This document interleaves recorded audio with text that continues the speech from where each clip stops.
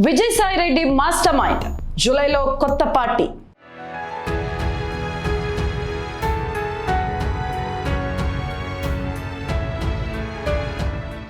AP politics అంటేనే ఓ పెద్ద political thriller web series. ఎప్పుడు ఏ సీన్లో ఎలాంటి ట్విస్ట్ వస్తుందో ఏ రాజకీయ పండితుడు ఊహించలేడు. నిన్న మొన్నటి వరకు ఈ పాలిటిక్స్ నాకొద్దు మహాప్రభు, పారా పలుగు పట్టుకుని ప్రశాంతంగా వ్యవసాయం చేసుకుంటా అని చెప్పిన వ్యక్తి సడన్ గా ఏకంగా ఓ కొత్త రాజకీయ పార్టీనే పెడతాను అంటే మైండ్ బ్లాక్ అవ్వడం ఖాయం. అవును, ఒకప్పుడు వైసీపీలో నెంబర్ 2గా వెలిగిన విజయసాయి రెడ్డి ఇప్పుడు జూలైలో పార్టీ పెడతానంటూ బాంబు పెల్చారు. నిలకడలేని రాజకీయాల వెనుక ఆయన అసలు స్కెచ్ ఏంటి? ఈడీ సోదాలు భయమా, లేక ఇది వేరే లెవెల్ మాస్టర్ ప్లానా?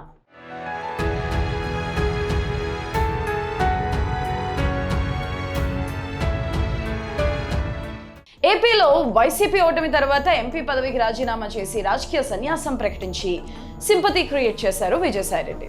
సరే, రిటైర్మెంట్ లైఫ్ ఎంజాయ్ చేస్తారు అనుకుంటే సడన్ గా నేను మీడియా రంగంలోకి వస్తున్నా, తెలుగు, హిందీ, ఇంగ్లీష్లో డిజిటల్ మీడియా పెడుతున్నా అన్నారు.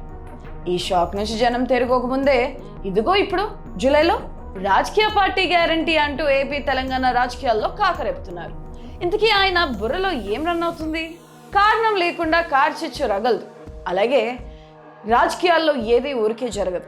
Vijayasai Reddy digital media announcement చేసిన కొద్ది రోజులకే ఏపీ లిక్కర్ స్కామ్ కేసులో ఆయన నివాసంలో ఈడీ దాడులు జరిగాయి. సీన్ కట్ చేస్తే వెంటనే పొలిటికల్ పార్టీ ప్రకటన. ఇక్కడే అసలు లాజిక్ దాగి ఉందని గుసగుసలు వినిపిస్తున్నాయి. ఆశపడ్డట్టు బీజేపీ వైపు నుంచి డోర్స్ క్లోజ్ అవ్వడంతో తన ఐడెంటిటీని కాపాడుకోవడానికి, కేసుల ఒత్తిడిని తట్టుకోవడానికి సొంతంగా పార్టీ పెట్టి బార్గెనింగ్ పవర్ పెంచుకోవాలనేది ఆయన అసలు వ్యూహంగా కనిపిస్తుంది.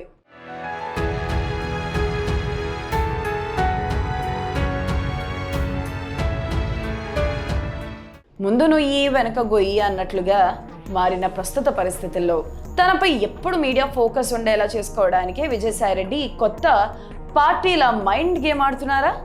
ఒకవైపు సొంత పార్టీ వైసీపీ పైన విమర్శలు, మరోవైపు కొత్త పార్టీ ఊహాగానాలు. ఇదంతా చూస్తుంటే రాబోయే రోజుల్లో విజయసాయి రెడ్డి ఎపిసోడ్లో ఇంకా చాలా ట్విస్టులు చూడబోతున్నామని అర్థమవుతుంది.